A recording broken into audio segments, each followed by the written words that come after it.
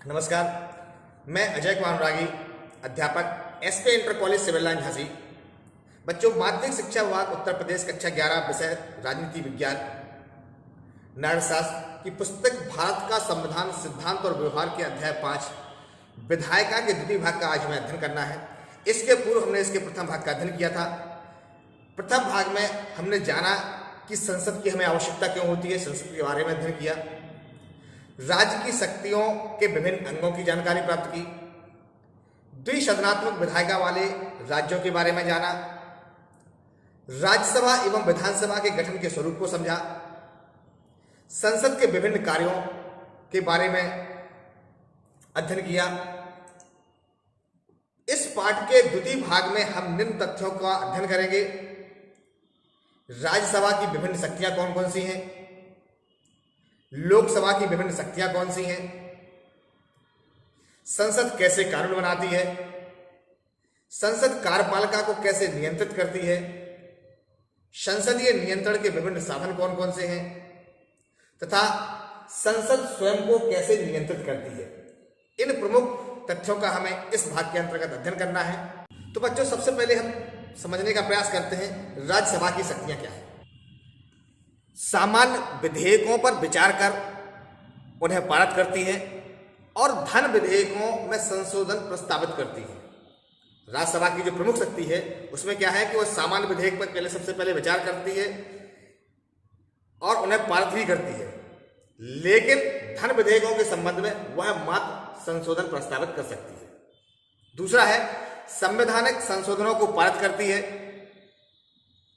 तीसरा, प्रश्न पूछकर तथा संकल्प और प्रस्ताव प्रस्तुत करके कार्यपालिका पर नियंत्रण करती है। राष्ट्रपति और उपराष्ट्रपति का चुनाव में भागीदारी करती है तथा उन्हें और सर्वोच्च न्यायालय व उच्च न्यायालय के न्यायाधीशों को हटा सकती है। यह भी राज्यसभा की शक्ति के अंतर्गत आता है। उपराष्ट्रपति को हटाने का प्रस्ताव केवल और केवल राज्यसभा में ही लाया जा सकता है। बच्चों, इस बात को ध्यान रखना चाहिए कि उपराष्ट्रपति को हटाने का जो प्रस्ताव होता है वह केवल राज्यसभा में लाया जाता है, ना कि लोकसभा में। यह संसद को राज्य सूची के विषयों पर कानून बनाने का अधिकार भी दे सकती है। राज्यसभा की विशेष शक्तियों के बारे में भी हम बात करें तो बच्चों, आप जानते हैं कि राज्यसभा राज्यों का प्रतिनिधित्व करने वाली संस्था है। इसका उद्देश्य राज्य के हितों का संरक्षण करना है।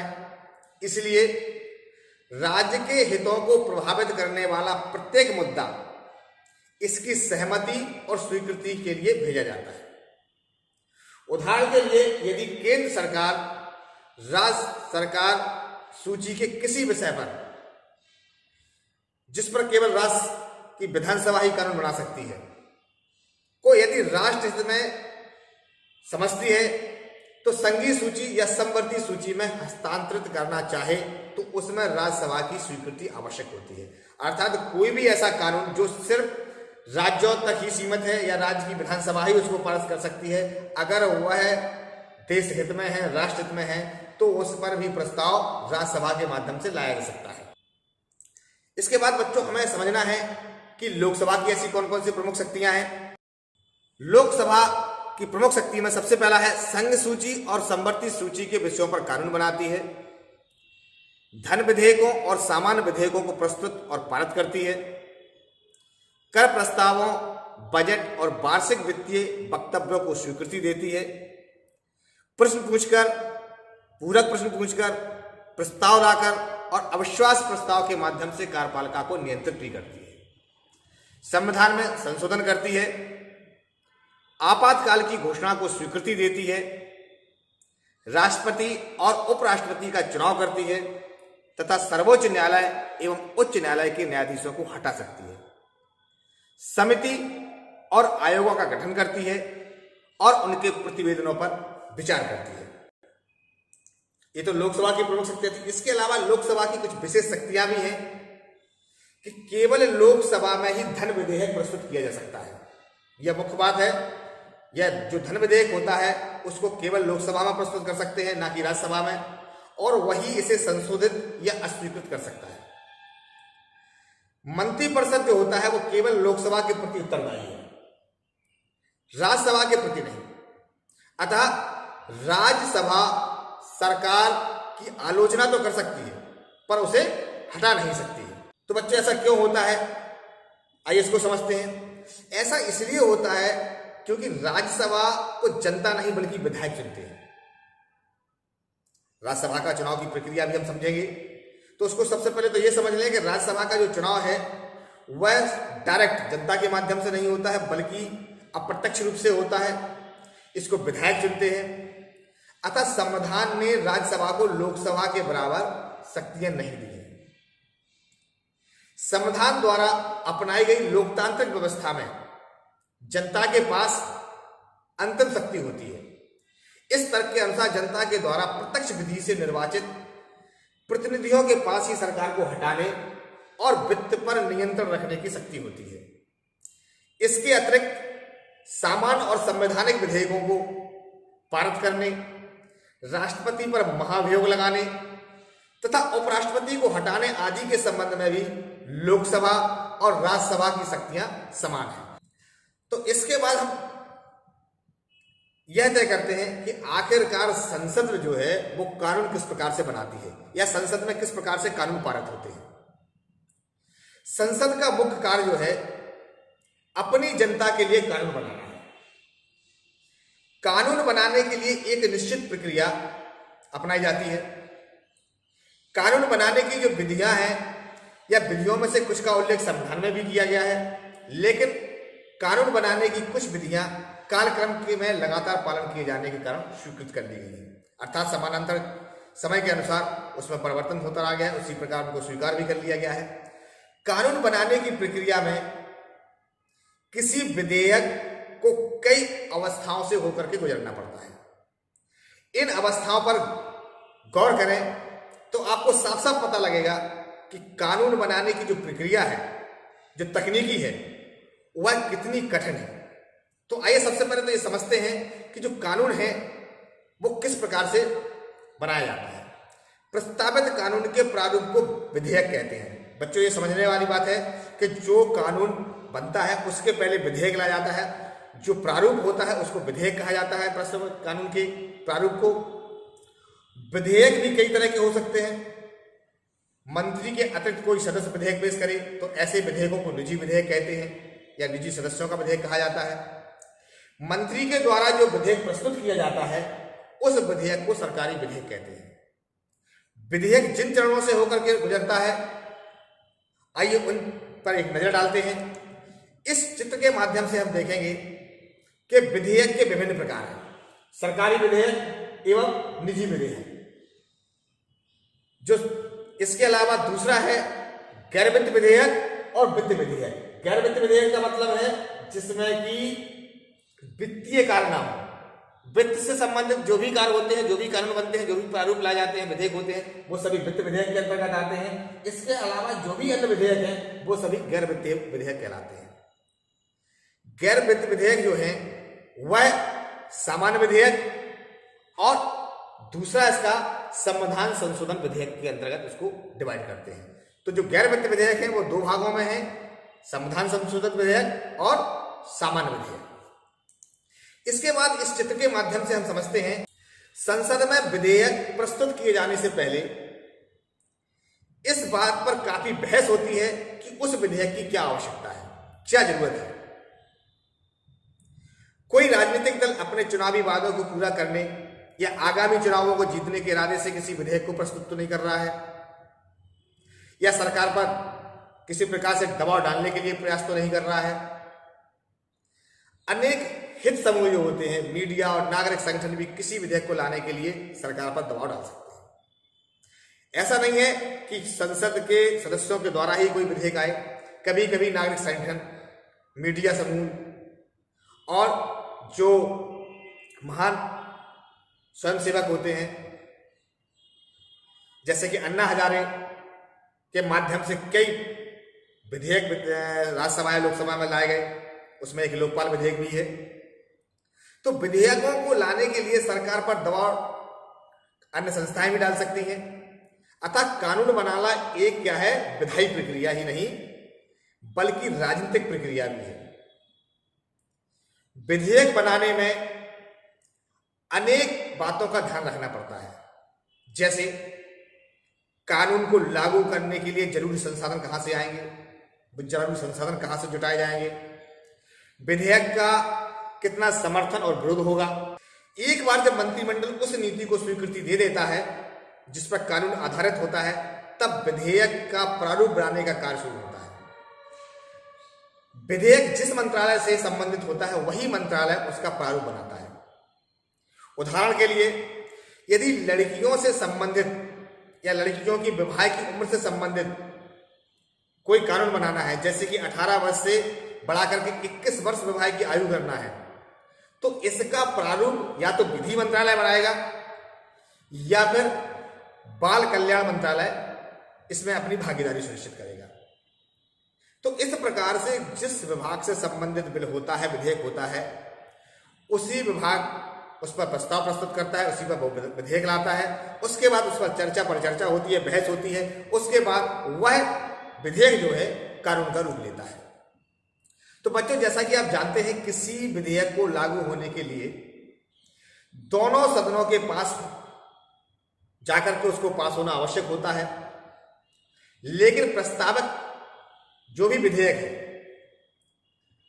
दोनों सदनों के बीच मतभेद हो तो उसको संसद के संयुक्त अधिवेशनों के माध्यम से सुलझाने की कोशिश की जाती है।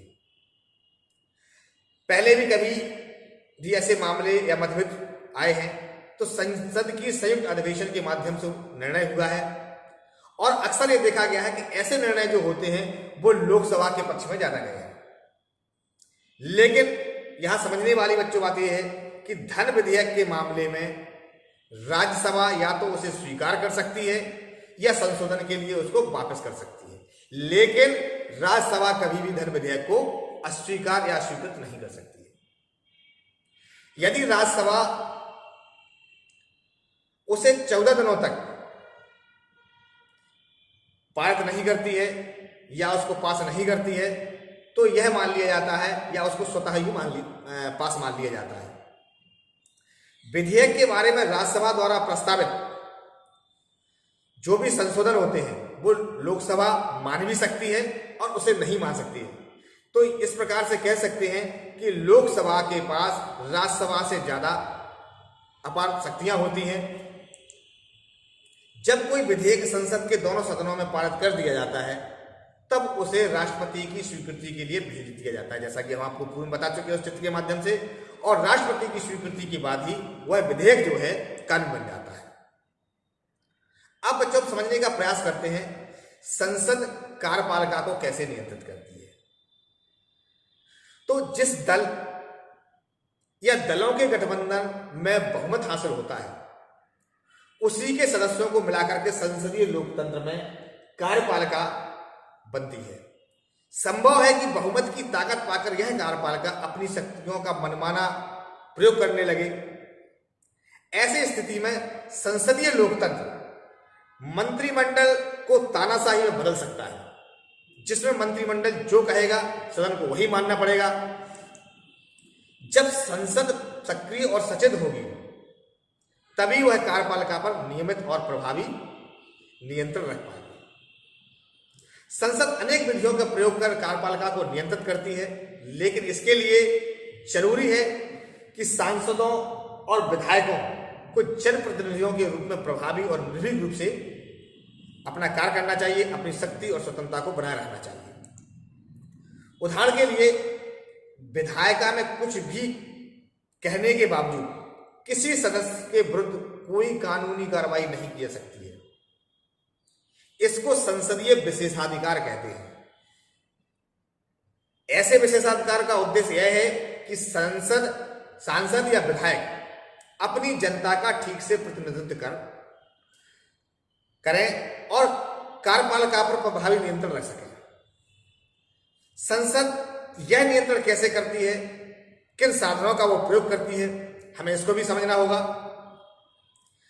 दूसरा इसमें है कि विधायिका के अध्यक्ष को संसदीय विशेषाधिकार के हनन के मामले में अंतिम निर्णय लेने की शक्ति होती है।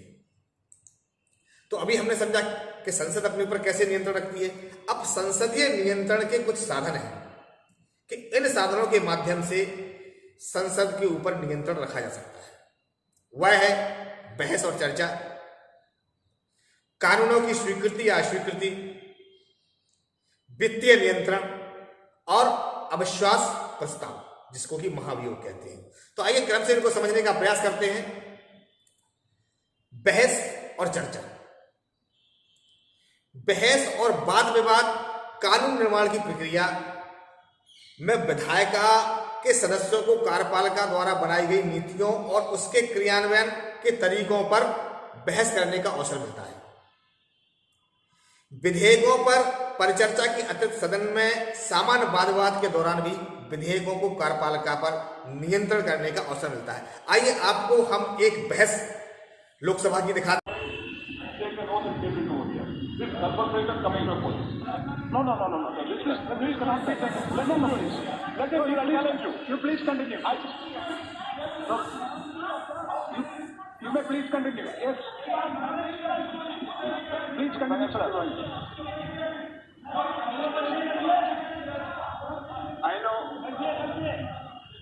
राजा साहब बोल रहे थे, क्यों खड़े नहीं हुए? उन्होंने काफी सारी बातें की और रूल्स के हिसाब से हम आराम से सुनते रहे। सुनने की भी आदत डाली ओवरसी साहब, इस तरह से नहीं चलेगा। तो आपने देखा कि संसद में बहस किस तरह से होती है, किस प्रकार से सांसद आपस में किसी मुद्दे को लेकर के बहस करते हैं। तो संसद में बहस के अवसर कौन कौन से होते हैं, कब कब संसद में बहस की जा सकती है, उसके लिए मुख्य रूप से 3 अवस्थाएं बनाई गई हैं, 3 उसके काल बनाए गए हैं। सबसे पहला होता है प्रश्नकाल। संसद के अधिवेशन के समय प्रतिदिन प्रश्नकाल आता है, जिसमें मंत्रियों को सदस्यों के तीखे प्रश्नों का जवाब देना पड़ता है। प्रश्नकाल सरकार की कार्यपालिका और प्रशासनिक एजेंसियों पर निगरानी रखने का सबसे प्रभावी तरीका है। इसके बाद आता है शून्यकाल। प्रश्नकाल के तुरंत बाद 12 बजे शून्यकाल प्रारंभ होता है। इसमें सदस्य किसी भी महत्वपूर्ण मुद्दे को उठा सकता है, पर मंत्री उसका उत्तर देने के लिए बाध्य नहीं होते हैं। यहां समझने वाली बात है कि शून्यकाल में कोई प्रश्न कोई भी सांसद उठा तो सकता है, लेकिन मंत्री उसका जवाब दे या नहीं दे, एक उसके विवेक पर निर्भर करता है। इसके बाद है स्थगन या काम रोको प्रस्ताव। जो सदन के समस्त अन्य कार्य छोड़ करके जब कोई विशेष परिस्थिति आती है तो तत्कालीन महत्व के मामले में विचार विमर्श शुरू किया जाता है। ऐसे प्रस्ताव को स्थगन या काम रोको प्रस्ताव भी कहा जाता है। इसके बाद जो हम समझते हैं कि कानूनों की स्वीकृति या अस्वीकृति किस प्रकार से संसद को नियंत्रित करती है। तो कानूनों को मंजूरी देने या नामंजूर करने का अधिकार भी संसद के पास होता है। इसके अधिकार के द्वारा ही संसद कार्यपालिका पर नियंत्रण रखती है। कोई भी विधेयक संसद की स्वीकृति के बाद ही कानून बन पाता है। जिस सरकार को विधायिका में मनमाफिक बहुमत होता है, उसके लिए संसदीय स्वीकृति प्राप्त करना कठिन नहीं है, लेकिन यह मानकर नहीं चला जा सकता है कि यह स्वीकृति मिल ही जाएगी। बच्चों, इस सहमति के लिए शासक दल या गठबंधन के विभिन्न सदस्यों अथवा सरकार और विपक्ष के बीच गंभीर समझौते होते हैं। यदि सरकार के पास लोकसभा में तो बहुमत हो, पर राज्यसभा में ना हो, जैसा कि 2000 में राष्ट्रीय जनतांत्रिक गठबंधन सरकारों के दौरान हुआ था, तब संसद के दोनों सदनों की स्वीकृति प्राप्त करने के लिए सरकार को काफी रियायतें देनी पड़ी थी। अनेक विधेयकों, मसलन चाहे वो लोकपाल का विधेयक रहा हो, आतंकवाद निरोधक विधेयक रहा हो 2000 का, उसको राज्यसभा ने अस्वीकृत कर दिया था। इसके बाद बच्चों तीसरा जो है वह है वित्तीय नियंत्रण, जो कि संसद को नियंत्रित करता है। जैसा कि पहले कहा जा चुका है कि सरकार के कार्यक्रमों को लागू करने के लिए वित्तीय संसाधनों की व्यवस्था बजट के द्वारा की जाती है। संसदीय स्वीकृति के लिए बजट बनाना और उसे पेश करना सरकार की संवैधानिक जिम्मेदारी है। इस जिम्मेदारी के कारण विधायिका को कार्यपालिका के खजाने पर नियंत्रण करने का अवसर मिल जाता है, लेकिन संसद का काम एकमात्र जो है वो सरकारी धन के सदुपयोग या सरकारी धन का जो सदुपयोग को सुनिश्चित करना होता है। इसके अलावा वित्तीय नियंत्रण द्वारा भी विधायिका को क्या नीतियों को नियंत्रण किया जा सकता है। इसके अलावा बच्चों चौथा है सरकार को नियंत्रण या संसद को नियंत्रित करना का मुख्य कारण वह है अविश्वास प्रस्ताव, कि अविश्वास प्रस्ताव के माध्यम से भी संसद को नियंत्रित किया सकता है। संसद द्वारा कार्यपालिका को उत्तरदायी बनाने का सबसे सशक्त अधिकार जो है वह है अविश्वास प्रस्ताव। जब कोई सरकार या कार्यपालिका लोकसभा में अपना बहुमत खो देती है तो विपक्ष या उसके नेता सदन में एक प्रस्ताव लाते हैं जिसमें सरकार को अल्पमत का बताया जाता है और उसे फिर से अपना बहुमत दिखाने के लिए कहा जाता है। इसी को अविश्वास प्रस्ताव कहा जाता है। अविश्वास प्रस्ताव जो है संसद द्वारा कार्यपालिका को उत्तरदायी बनाने का सबसे सशक्त अधिकार है। यह तभी संभव है जब सरकार लोकसभा में अल्पमत में हो, अन्यथा वह कल्पना मात्र है। अगर अल्पमत में कोई सरकार नहीं है तो अविश्वास प्रस्ताव नहीं लाया जा सकता है। बहुत सी सरकारें अविश्वास प्रस्ताव के कारण गिर चुकी हैं। बच्चों शायद आपको याद होगा या आपने कहीं अध्ययन किया होगा कि आजादी के बाद से अब तक 26 से ज्यादा बार लोकसभा में अलग अलग सरकारों को अविश्वास प्रस्ताव का सामना करना पड़ा है। सबसे ज्यादा अविश्वास प्रस्ताव का सामना पूर्व प्रधानमंत्री इंदिरा गांधी के समय किया गया था। 1998 में पूर्व प्रधानमंत्री अटल बिहारी वाजपेयी सदन में अविश्वास मत हासिल नहीं करवाने के कारण मात्र एक वोट से उनकी सरकार गिर गई थी। एक वोट से वह विश्वास मत अपना हासिल नहीं कर पाए थे और उनकी सरकार जो थी उस समय गिर चुकी थी। इसके अलावा बच्चों हमें जो अध्ययन करना है वह है संसदीय समितियां के विभिन्न कौन कौन सी संसदीय समितियां हैं। विभिन्न विधायी कार्यों के लिए समितियों का गठन संसदीय कामकाज का एक महत्वपूर्ण पहलू है। ये समितियां केवल कानून बनाने में ही नहीं वरन सदन के दैनिक कार्यों में भी अत्यंत महत्वपूर्ण भूमिका निभाती हैं। क्योंकि सदन या संसद जो है केवल अपने अधिवेशन के दौरान ही बैठती नहीं है, इसके पास अत्यंत सीमित समय होता है। हमारे देश में विभिन्न समितियां हैं जो कि निम्नलिखित हैं, जिसमें वित्तीय समितियां, विभागीय समितियां, विभागीय स्थायी समितियां और संयुक्त संसदीय समितियां। आइए क्रम से इनको समझते हैं कि वित्तीय समितियां कौन कौन सी हैं। इसमें सबसे पहला है लोक लेखा समिति। यह भारत सरकार के विभिन्न विभागों का खर्च नियमानुसार हुआ या नहीं इसका लेखा जोखा रखती है।